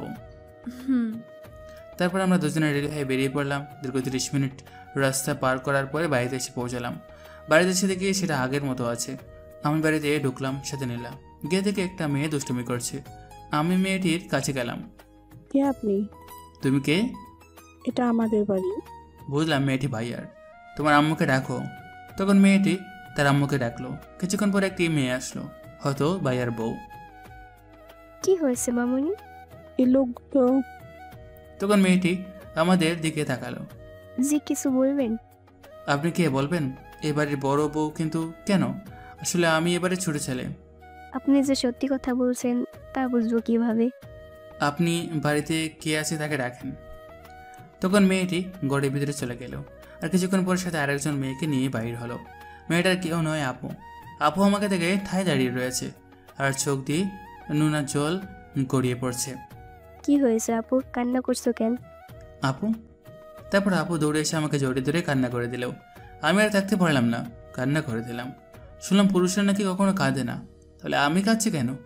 আমিও তো পুরুষ। হতে দুজনের মনের মাঝে চাপা কষ্টগুলো আর লুকিয়ে থাকতে পারছে না, যেন বলছে আমি আর থাকতে পারছি না, নিজের অসর তীর্থ হারিয়ে থাকতে পারছি না, নিজের আপন জনদের থেকে দূরে থাকতে। ভাই তুই এসেছিস। জানিস তোকে ছাড়া এই বাড়িটা অসম্পূর্ণ। যখনই বাড়িতে আসি তখন তোর কথা খুব মনে পড়তো। আর এখানে দাঁড় করে রাখবে নাকি ভিতরে নেবে? চল। আবার তখন নীলার দিকে খেয়াল করেনি, কিন্তু সে এখন খেয়াল করেছে। নীলা, তুমি এখানে? আপনি আমাকে চিনেন? কিন্তু কিভাবে আপনি? ওর চাচাতো ভাই আমার ফ্রেন্ড, সে আমাকে নীলাকে দেখিয়েছে। ও নাহিদ, নীলা তোর কি হয়? নীলা আমার বউ। তাহলে নাদিয়া। এনে আমার কেউ নেই, থাকলে সে এখন আমার কাছে মৃত। কি বলছিস এগুলো? হুম। নীলা, তোমার বাবা মা কেমন আছে? আসলে আমার বাবা মা নেই। আমাদের বিয়ের 2 দিন পরে তার বাবা মা মারা যায়। আচ্ছা, ভিতরে চল। তারপর আমরা ভিতরে চলে আসলাম। এখন দেখলাম মেয়েটা আমার দিকে হাবলের মতো তাকিয়ে আছে। কি হলো ভাবি, এরকম করে কি দেখছো? এ তাহলে নাহিদ? হুম। ইনি কে ছিলাম না? ভাইয়ার বউ। আর এই মেয়েটা? ভাইয়ার মেয়ে। তারপর আমি মেয়েটাকে কুলে তুলে নিলাম। মামনি, তোমার নাম কি? আমার নাম হাবিবা। বাহ, খুব সুন্দর নাম তো। তুমি খুব পসাম। তুমি আমাদের ছেড়ে এতদিন কোথায় ছিলে? এই তো আমি চলে এসেছি, আর যাব না। আবু কোথায়? আর ভাইয়া? আব্বু বাজারে গেছে আর ভাইয়া অফিসে। আমি আব্বু এবং ভাইয়াকে বলে দিয়েছি, তারা চলে আসবে কিছুক্ষণের মধ্যে। ও, তাহলে আমি রুমে যাই। তারপর আমি নীলাকে নিয়ে রুমে চলে আসলাম। রুমটা যেরকম রেখে গিয়েছিলাম সেরকমই আছে। মনে হচ্ছে কেউ প্রতিদিন গুছগাছ করে রুমটাতে। নীলাও রুমটা ঘুরে ঘুরে দেখছে। তোমার রুমটা তো খুব সুন্দর। হুম। আরো সুন্দর হতো যদি কিছু পুতুল থাকতো। তোমার কাছে তো শুধু পুতুল। বাড়ির পুরো রুমটাকে পুতুল দিয়ে ভরিয়ে রেখেছ, কিন্তু আমার মন খটকা লাগছে। কি? রুমটা আগে যেরকম রেখে গেছিলাম সেরকম আছে, কোনো পরিবর্তন হয়নি, বরং আরো গুছালো আছে। কিন্তু কে করবে? কেউ তো আমার রুমে ঢুকবে না। সে পরে দেখা যাবে। কিছুক্ষণ পরে আব্বু এসে ডেকে গেল। আব্বু আর ভাই এসেছে, তাই আমি আর নীলা নিচে চলে গেলাম। কিরকম আছিস? যেরকম থাকার কথা সেরকমই আছি। বাবা, তুই আমাকে মাফ করে দে। আমি না বুঝে তোর উপরে হাত তুলেছি, বাড়ি থেকে বের করে দিয়েছি। আব্বু, কি করছো? তোমার উপর আমার কোনো রাগ নেই। নাহিদ, তুই আমাকেও মাফ করে দে। আমরা সত্যিটা না জেনে তোকে। থাক ভাইয়া, তোমরা যা করছো ঠিক করেছো, কিন্তু আমি তাকে কখনো ক্ষমা করব না, যার জন্য আমি বাড়ি ছাড়া হয়েছি। না দেয়া ইচ্ছে। তার সম্পর্কে আমি আর কিছু শুনতে চাই না। এই মেয়েটাকে? তোমার বৌমা। কিছুক্ষণ পরে আমরা দুপুরের খাবার খেয়ে নিলাম, সব আমার পছন্দের খাবার। আব্বু, আমি বিকেলে চলে যাব। কেন? তুই মনে হয় আমাদের ক্ষমা করিসনি? তোমাদের ক্ষমা আমি আরও আগে করেছি, কিন্তু তুমি ছোট আব্বুকে এই বাড়িতে আনো, তাহলে আমি এই বাড়িতে থাকবো। তোমরা বাড়ি থেকে বাহির করে দেওয়ার পর তারাই ছিল আমার পরিবার। তাই আমি মনে করি যদি সবাইকে নিয়ে সাথে করে থাকি তাহলে সমস্যা কোথায়? আর তারা হয়তো প্রেম করে বিয়ে করেছে, তো কি হয়েছে? আচ্ছা আব্বু, তুমি আম্মুকে কি রকম ভালোবাসো? অনেক ভালোবাসি, তাকে ছাড়া আমি অসম্পূর্ণ ছিলাম। তাহলে ছোট আব্বুকে দোষ করেছে, আম্মুকে ছাড়া তো সেও অসম্পূর্ণ।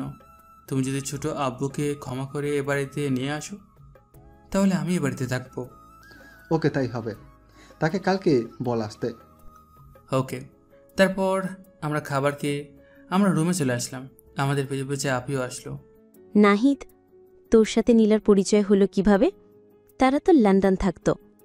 আমি এতদিন লন্ডনে ছিলাম, আর সেখানে পরিচয় হয় আমাদের কলেজে। কিভাবে হলো বল না প্লিজ। আচ্ছা তাহলে শোনো, ফ্ল্যাশব্যাক। আজকে আমার কলেজের প্রথম দিন, তাই রেডি হয়ে নিচে চলে আসলাম। বাবা আমার দিকে তাকিয়ে আছে। বাবা, কি হয়েছে? বাবা তাকিয়ে আছো কেন? তুমি এগুলো কি পড়ছো? তো কি হয়েছে? তোমার কি আর জামা নেই যে এগুলো পড়ছো? পুরো খ্যাতের মতো লাগছে। ভাবি, আমার ওরকম করে চলবে যেদিন আমি নিজের পায়ে দাঁড়াতে পারবো, আর এখন এগুলো পড়তে ভালো লাগে। আমাদের কি টাকা কম আছে নাকি যে তুমি এগুলো পড়বে? ভাবি প্লিজ। আচ্ছা, আমি না হয় মানলাম। তোমার ভাইয়া? তাকে আমি ম্যানেজ করে নিব। আচ্ছা, নাস্তা করে নাও। তারপর আমরা দুজন নাস্তা করে নিলাম। ভাইয়া সকালে চলে গেছে নাকি কাজ আছে। আমি চলে আসলাম কলেজের উদ্দেশ্যে। একটা ট্যাক্সি নিয়ে চলে আসলাম কলেজে। ট্যাক্সি থেকে নেমে ভাড়া দিয়ে কলেজের ভিতরে ঢুকলাম। অনেক বড় কলেজ, গতকাল ঠিক মতো দেখিনি, তাই আজ চারদিকে ঘুরে ঘুরে দেখে নিলাম। প্রিন্সিপাল বলছে তার সাথে দেখা করতে। প্রথমে কলেজে আসলাম, তাই চলে আসলাম তার রুমে। মাই কামিন স্যার? আরে নাহিদ, আসো। আমি ভিতরে গেলাম। তা কেমন আছো? আলহামদুলিল্লাহ স্যার। ক্লাস তো শুরু হয়ে গেছে, চলো তোমাকে ক্লাসে নিয়ে যাই। জি স্যার। স্যার আমাকে ক্লাসরুমে নিয়ে চলে গেল। স্যারকে দেখে সবাই দাঁড়িয়ে গেল। তোমরা সবাই কেমন আছো? ভালো স্যার। তা যে জন্য আসা, আমাকে দেখিয়ে, এই হচ্ছে তোমাদের নতুন সহপাঠী। বাংলাদেশ থেকে এসেছে, সবাই তার সাথে বন্ধুত্ব করে নিও। Okay sir. তারপর স্যার চলে গেল আর আমি গিয়ে নিজের সিটে বসলাম। অবশ্যই পিছনের দিকে সিটটা খালি ছিল, কেউ আমার কাছে আসছে না আমার পোশাক দেখে, তা আমার জন্য ভালো হলো। আমি আমার পুরোনো স্মৃতিগুলো বলতে তাহলে বেশি চাপ নিতে হবে না। দেখতে দেখতে সেদিনের মতো ক্লাস শেষ হয়ে গেল। আমার কোনো বন্ধু হয়নি, আমি বানাতে চাই না। তারপর বাড়িতে চলে আসলাম। এসে কলিমগুলো চাপ দিতেই বাবা এসে দরজা খুলে দিল। তা আজকে প্রথম দিন কিরকম কাটলো? ভালো ভাবি। ভাইয়া আসে নাই? না, চলে আসবে কিছুক্ষণের মধ্যে। ও, তুমি গিয়ে ফ্রেশ হয়ে নাও। আমি আমার রুমে চলে আসলাম। এসে ফ্রেশ হয়ে নিলাম। কিছুক্ষণ পরে ভাবিকে ডাক দিলাম খাবারের জন্য। খাবার টেবিলে। তা কীরকম হলো প্রথম দিন? ভালো। খাবার খেয়ে রুমে চলে আসলাম। বিকালে ভাবি আমি একটু আসছি। কোথায় যাচ্ছ? ঘরে ভালো লাগছে না, তাই কোথা থেকে ঘুরে আসি। আচ্ছা যাও, তাড়াতাড়ি চলে এসো। আমি চলে আসলাম রাস্তায়। সামনে একটা পার্ক আছে, তাই সেখানে চলে আসলাম। কিছুক্ষণ ঘুরিয়ে বাইরে আসলাম। আসবে না কেন, সেখানে সব কাপড় আর আমি সিঙ্গেল, তাই থাকলাম না। রাস্তা দিয়ে হাঁটছি, তখন কিছু একটা সাথে দেখা খেলাম। তাকে দেখি আমার বন্ধু আরিফ। আরিফ তুই এখানে? আমি এখানে। কিন্তু কিভাবে? আমি কিন্তু তোকে আজকে সকালে দেখেছি। কিন্তু কিভাবে? আমি আজকে সকালে কোথাও যাইনি। তাহলে কলেজে যে গিয়েছিলি মনে আছে? আমিও সেই কলেজেই পড়ি, আর তোকেও সেখানে দেখেছি। কিন্তু তুই এখানে কেন? সে না হয় বললাম, কিন্তু তুই এখানে কেন? মনে আছে 2 বছর আগে আমি আর আমার পরিবার দেশের বাইরে চলে আসছি, কিন্তু কোথায় গিয়েছি তা বলেনি। কিন্তু এদেশে আসলে তোরা? তুই এখানে কোথায় থাকিস? এই তো ভাইয়ের বাসায়। তোর ভাইয়াও এদেশে থাকে নাকি? কিন্তু তুই বাংলাদেশ ছেড়ে এখানে কেন? সেটা অন্য এক সময় বলবো। আচ্ছা চল, তোর ভাইয়ার বাড়িতে যাব। আচ্ছা চল। তারপর আমরা দুজনে হেঁটে চলে আসলাম বাড়িতে। এসে কলিম গেল ছাপ দিলেই বাবা সে দরজা খুলে দিল। এসেছো? এ কি? আরিফকে উদ্দেশ্য করে। ও আমার বন্ধু। তারা আরও আগে এখানে চলে আসে। ও, ভিতরে আসো। আমরা দুজন ভিতরে গেলাম। ভাবি আমি ওকে নিয়ে আমার রুমে যাচ্ছি। আচ্ছা। আমরা দুজন রুমে আসলাম। কিরে, এ তোর ভাইয়া বিয়ে করলো কোন দিন? তোদের আমার ছোট আব্বুর কথা বলেছিলাম, মনে আছে? এ হচ্ছে আমার ছোট আব্বুর বড় ছেলে আর তার বউ। তারপর আমরা আরও কিছুক্ষণ কথা বলে আরিফ চলে গেল, আর আমিও মোবাইল নিয়ে বসলাম। একটা নতুন অ্যাকাউন্ট খুললাম। কিছুক্ষণ পরে ভাবি ডেকে গেল খাবারের জন্য। চলে গেলাম খাবার টেবিলে। তা প্রথম দিন কীরকম কাটলো কলেজের? ভালো। খাবার খেতে খেতে আরও কিছু কথা বলে রুমে চলে আসলাম। দেখতে দেখতে রাত চলে গেল। সকালে উঠে ফ্রেশ হয়ে নাস্তা করে বেরিয়ে পড়লাম কলেজের উদ্দেশ্যে। রাস্তায় গিয়ে আরিফকে কল দিলাম। কালকে তার থেকে নাম্বার নিয়েছিলাম। হ্যালো, তুই কোথায়? এই তো সামনে আছি, তুই আয়। আচ্ছা। কিছু দূর যাওয়ার পরে দেখি আরিফ দাঁড়িয়ে আছে। কিরে, কি অবস্থা তোর? আলহামদুলিল্লাহ, তোর? ভালো, চল যাওয়া যাক। আমরা দুজন হেঁটে চলে আসলাম কলেজে। অবশ্য আজকার খেয়েছে যে আসেনি। একজন সাধারণ মানুষ যেরকম চলে সেরকমভাবে এসেছে। আমরা কলেজ গেট দিয়ে ঢুকতে যাব, তখনই থেকে একদল মেয়ে একটা ছেলেকে কান্তের উঠবোস করাচ্ছে। কি রে, এগুলো কি? এগুলো এদের প্রতিদিনের রুটিন, ছেলে মেয়েদের ধরে র্যাগিং করা। কিন্তু তারা কি দোষ করলো? এটা আমাদের দেখার বিষয় না, চল। না, তারা বিনা দোষে শাস্তি পাবে না, আমি তো হতে দেব না। আরে যাস না, তারা বড়লোক বাপের মেয়ে, তাদের সাথে পারবি না। আমি তার কথায় কান না দিয়ে চলে আসলাম তাদের সামনে। এসে ছেলেটাকে তুললাম। প্রথমে ছেলেটি আমার দিকে অবাক চোখে তাকিয়ে আছে। কি হলে ভাবে তাকিয়ে আছেন কেন? না, কিছু না। মেয়েগুলোর দল থেকে একটা মেয়ে। এই তোর সাহস কি করে হয় আমাদের কাজে বাধা দেওয়ার? এই নীলা, দেখ তো মালটাকে। তখন পিছনে বাইকে বসে থাকা একটা মেয়ে আমার দিকে তাকায়। মেয়েটা অসম্ভব সুন্দরী, গায়ে আলতার রং, চোখ দুটা হরিণীর মতো। যে কেউ প্রথম দেখলে প্রেমে পড়ে যাবে। আমার ক্ষেত্রে দ্বিতীয়টা হয়নি, কিন্তু আমাকে এসব করলে হবে। একবার ধোকা খেয়েছি, আর খেতে চাই না। আই, কি হয়েছে রে? তার বান্ধবীর উদ্দেশ্য করে মেয়েটি যখন কিছু বলতে যাবে তখন আরিফ এসে। মায়া, নীলাও নতুন আসছে এখানে, তাই তো চিনতে পারে নাই। আচ্ছা যা, তোকে আজকে প্রথম দিনের কারণে মাফ করে দিলাম। আমি কোনো অনুপ্রেরণা নিয়ে চলি না। আই, আমি তোকে অনুপ্রেরণা দিচ্ছি। তা না তো খেয়ে এবার খুব রেগে গিয়ে আমার কলার ধরে। আই, তুই আমার রাগ সম্পর্কে জানোস না। আই আরিফ, ওকে বোঝা, তা না হলে ওকে আমি কি করব আমি নিজেও জানি না। তারপর আরিফ আমাকে টেনে নিয়ে চলে গেল। তুই কি করতে যাচ্ছিলি? তোর নিজের কোনো ধারণা আছে? আমি কি করলাম? আমি তো কারো অনুপ্রেরণা নিয়ে বাঁচবো না। তুই ওকে চিনিস? ও হচ্ছে এখানকার বড় বিজনেসম্যান আলতাফ চৌধুরীর মেয়ে। যেখানে আইন হতে সবকিছু তাদের সাথে, সেখানে তুই করবি একা? আমি আর কিছু বললাম না। আরিফ ঠিকই তো বলেছে, যেখানে আইন হতে সব কিছুর তাদের সাথে এখানে আমার কি করার? আর আমি এত কিছু করতে এখানে আসিনি। আমি আমার লক্ষ্য পূরণ করতে এসেছি। আমার কাল ও অতীতকে বলতে। আমি আর কোনো কথা বললাম না। আরিফকে নিয়ে ক্লাসে চলে গেলাম। কিছুক্ষণ পরে দেখি নীলাও এসেছে। এসে নীলা আমার পাশে বরাবর একটা সিটে বসেছে। কিছুক্ষণ পরে স্যারও চলে আসলো। স্যার ক্লাস শুরু করলো, কিন্তু নীলা আমার দিকে কেমন করে যেন আর চোখে তাকাচ্ছে। কিছুই বুঝতে পারছিলাম না। তার তাকানো দেখে আমার অসহ্য লাগছে, কিন্তু কি করার। দেখতে দেখতে পুরো ক্লাস শেষ হয়ে গেল। আমি তাড়াতাড়ি বেরিয়ে পড়লাম। পিছন পিছন আরিফও আসলো। কিরে, এত তাড়া করে বেরিয়ে পড়লি কেন? এমনি চল। আমি আর আরিফ বাড়ি থেকে হাঁটা ধরলাম। আরিফ তার বাসাতে চলে গেল, আর আমি আমার বাসাতে এসে দুপুরে খাবার খেয়ে আরিফকে কল দিলাম। হ্যালো, তুই কোথায়? এই তো বাড়িতে। কেন বলতো? না, বাড়িতে ভালো লাগছে না, তাই কোথাও ঘুরতে যাব ভাবছিলাম।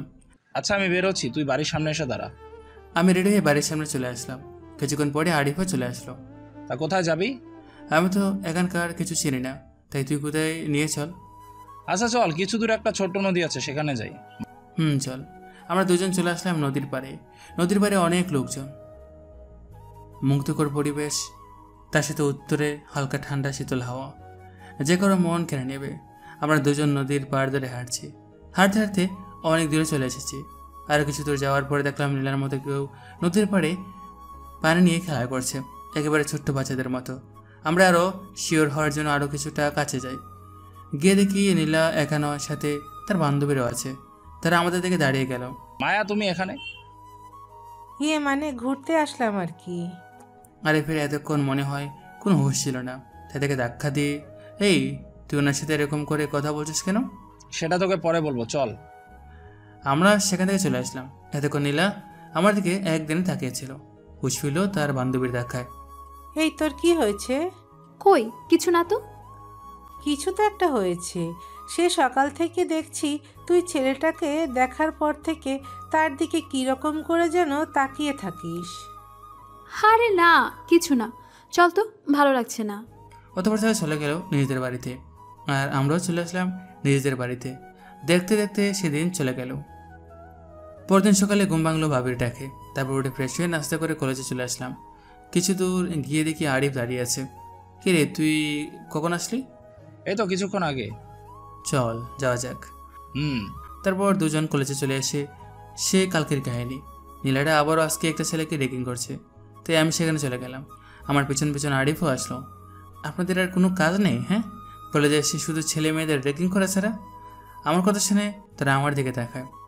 এই তুই আজকে এসেছিস? তোকে তো আজকে। কি করছো কি মায়া তুমি? কি করছি মানে, তুমি দেখছো এই ছেলেটা প্রত্যেক দিন আমাদের কাজে বাধা দেয়। আরে ও এখানে নতুন এসেছে, তাই সে সব কিছু বুঝে না। বুঝে না মানে? কালকে ভুল করেছে বলে আজকেও একই ভুল করবে, তাও আবার দ্বিতীয়বার ক্ষমা? আহ মায়া, যেতে দে না।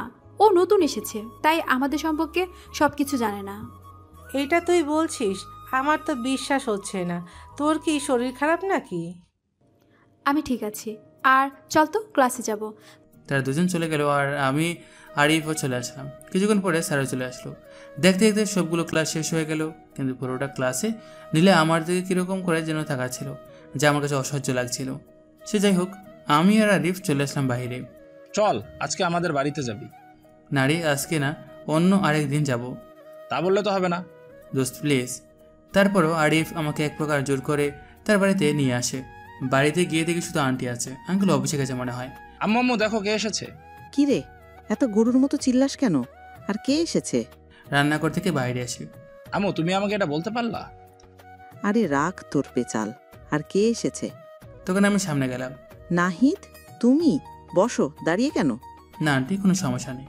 আরে বসো তো, আজ কত বছর তোমাকে দেখলাম। এখন বলো, তোমার বাড়ির সবাই কিরকম আছে? জানি না। সে কি, তুমি জানো না মানে? সে একটা বড় কাহিনী, অনেক সময় বলবো। আচ্ছা ঠিক আছে, এই আরিফ, ওকে তোর রুমে নিয়ে যা। ঠিক আছে আম্মু। আমি আর আরিফ রুমে চলে আসলাম, তখন ভাবির ফোন। ভাবি বলো। তুমি কোথায়? আজকে এখনো আসছো না? আসলে ভাবি আমাকে আরিফ তার বাসায় নিয়ে এসেছে, আমি কিছুক্ষণের মধ্যে চলে আসবো। ঠিক আছে, তাড়াতাড়ি এসো। তারপর ভাবি ফোনটা কেটে দিল, আর আমি কিছুক্ষণ পরে আন্টিকে বলে আসলাম। অবশ্য দুপুরের খাবার তাদের বাসায় খেয়েছি। আরিফদের বাসা থেকে বের হতে বিকাল হয়ে গেছে, তাই আরিফও আমার সাথে এসেছে। বাড়িতে এসে বাবির সাথে কিছু কথা বলে রুমে চলে আসলাম। আরিফ চলে গিয়েছে আরও আগে। দেখতে দেখতে সেদিন চলে গেল। পরদিন উড়ে কলেজে চলে আসলাম। আজও সে একই ঘটনা। নীলারা একটা ছেলেকে রেগিং করছে।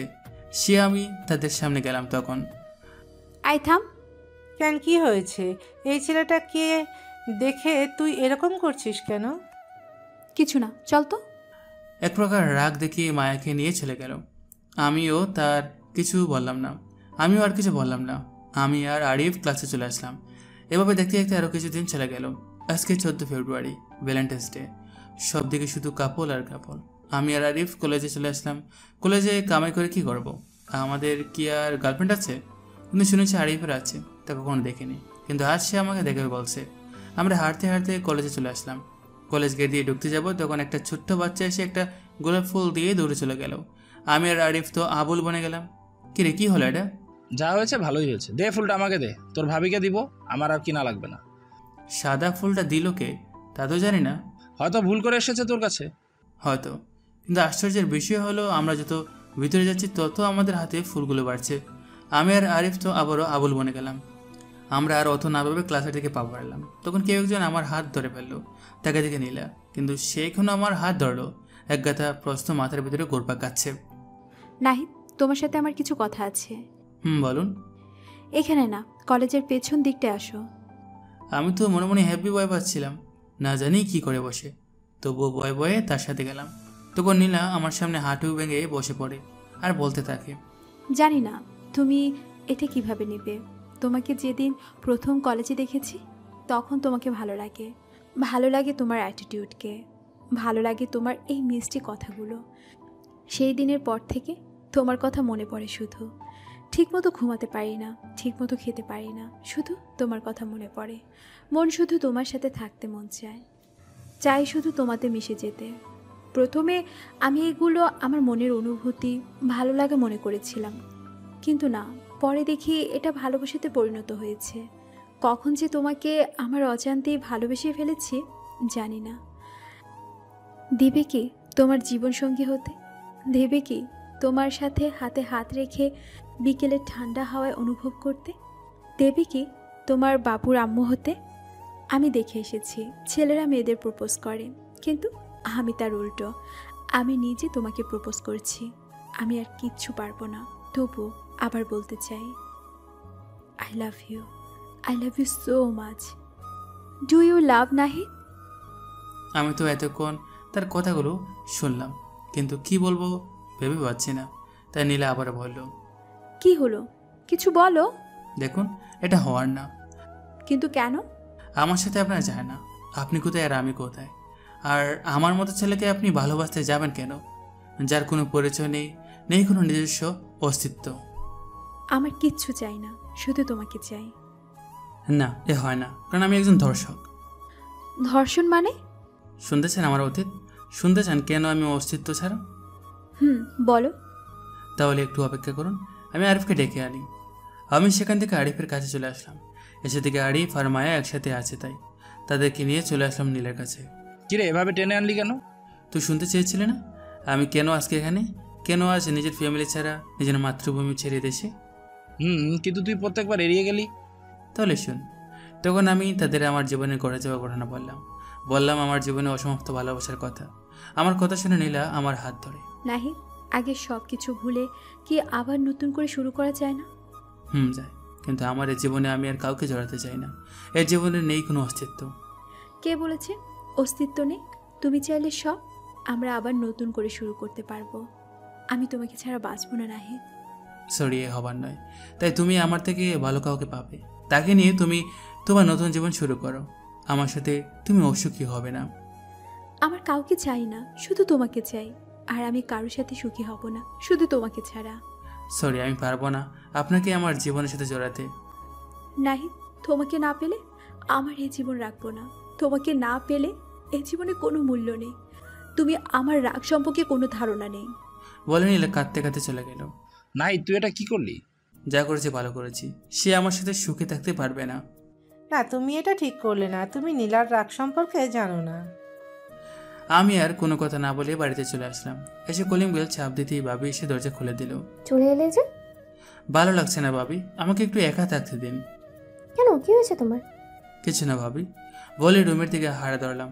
তখন আমি কি তোমার বোন না যে আমাকে বলা যাবে না?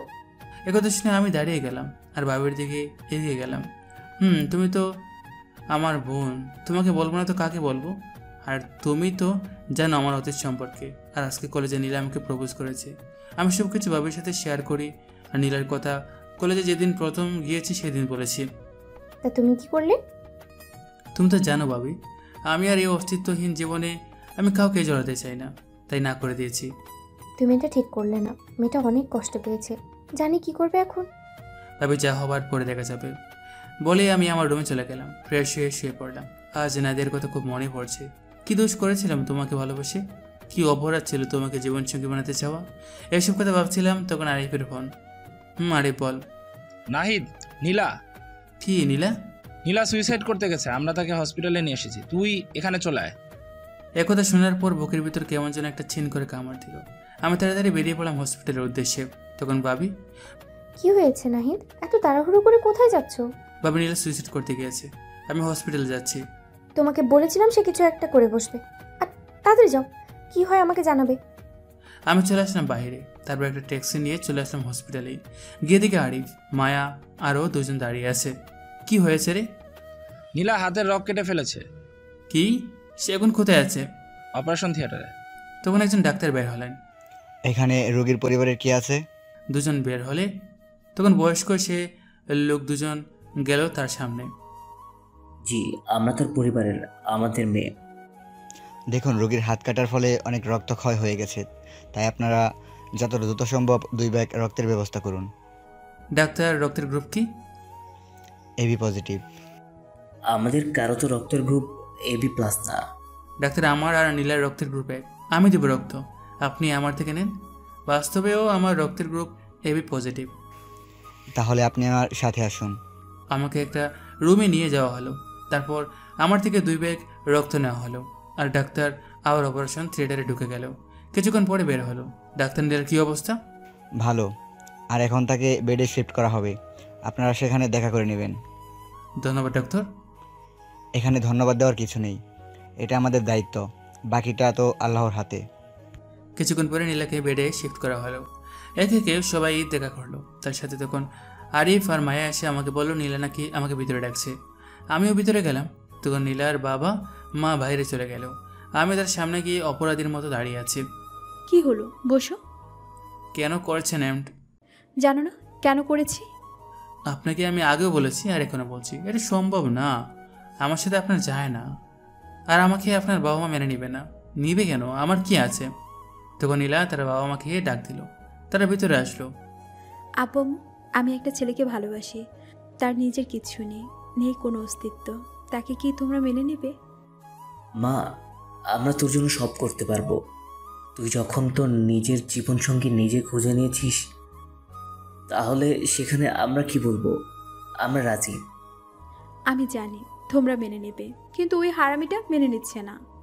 আমাকে দেখুন আঙ্কেল, আমি এটা করতে পারবো না। আর নীলা আমার থেকে ভালো কাউকে পাবে। আমার আর কাউকে চাই না, শুধু তোমাকে চাই। দেখুন আমি পারবো না। তুমি যদি এখন আমাকে বিয়ে না করো তাহলে আমি নিজেকে শেষ করে দেব। দেখুন পাগলামি করবেন না।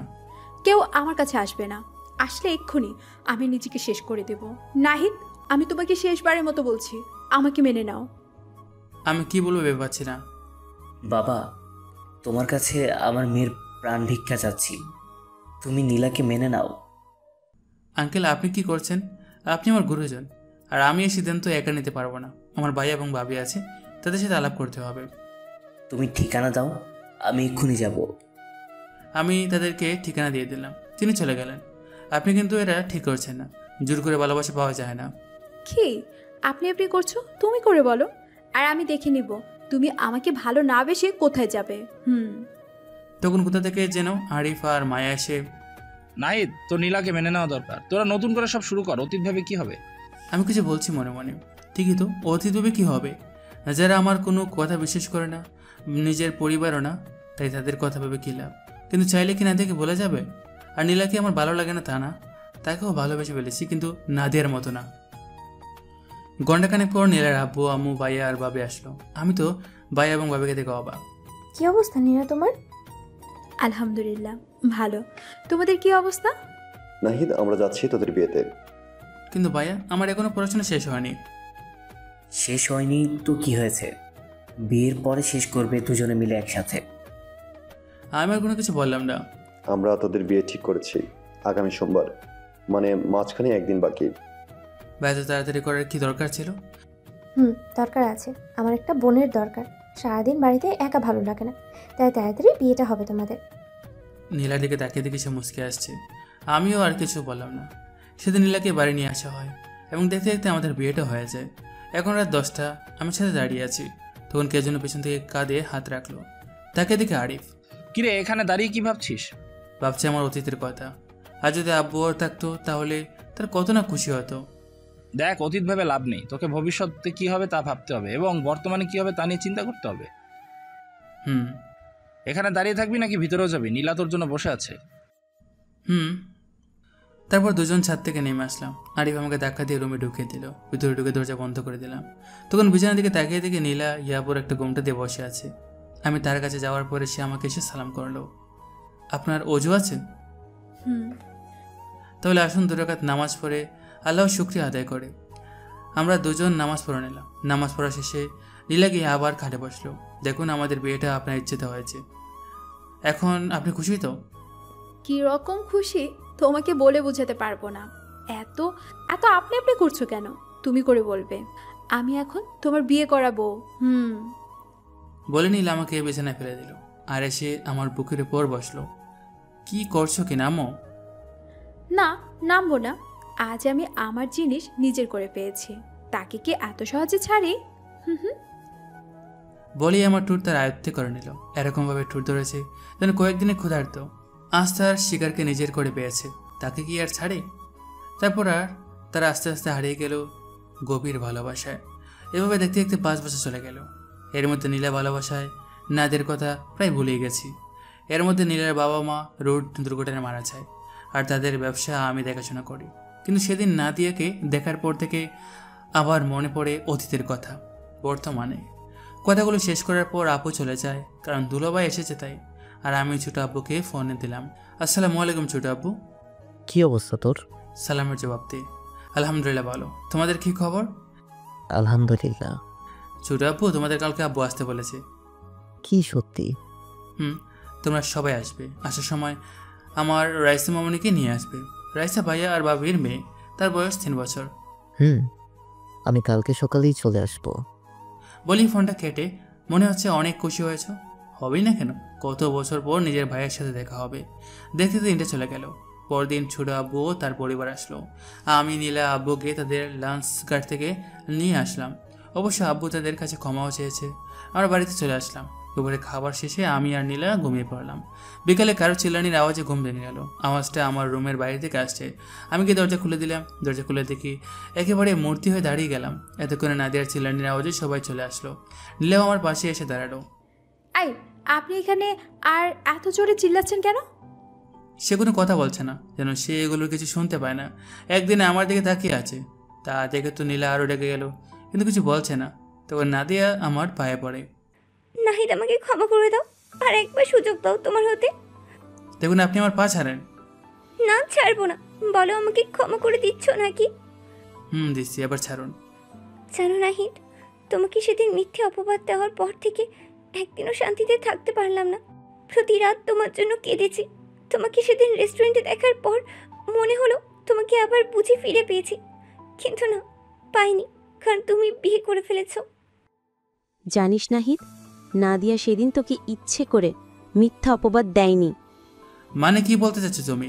মানে হলো, নাদিয়া সেদিন সে কাজ করতে বাধ্য ছিল একজনের হাতে। সে আমার আর নাদিয়ার গোসল করার ভিডিও তৈরি করে। নাদিয়া বলে সে যদি তাকে বিয়ে না করে তাহলে সে ভিডিওটা ফেসবুকে ছেড়ে দিব। তখন নাদিয়া তোর কথা বললে সেটাকে বলে আগে তোকে মিথ্যা অপবাদ দিয়ে বাড়ি থেকে বের করে দিতে। নাদিয়া সেই ভয়েই তোকে মিথ্যা অপবাদ দিয়েছে। তারপরও ছেলেটা তাকে বিয়ে করার জন্য জোর করে, কিন্তু নাদিয়া রাজি হয় না, কারণ তার বিশ্বাস তুই একদিন আসবি আর নাদিয়াকে আপন করে নিবি। কিন্তু তুই তো বিয়ে করে ফেললি। ছেলেটা কে? তার মামাতো ভাই। তাকে আমি ছাড়ব না। তোর কিচ্ছু করতে হবে না, সে নিজের শাস্তি নিজে পেয়েছে। 4 বছর আগে গাড়ি অ্যাক্সিডেন্টে সে পঙ্গু হয়ে গেছে। নাহিদ বাবা, আমার একটা কথা রাখবি? বলো। তুই যদি নাদিয়াকে বিয়ে করতি তাহলে মেয়েটার জীবন নষ্ট হতো না।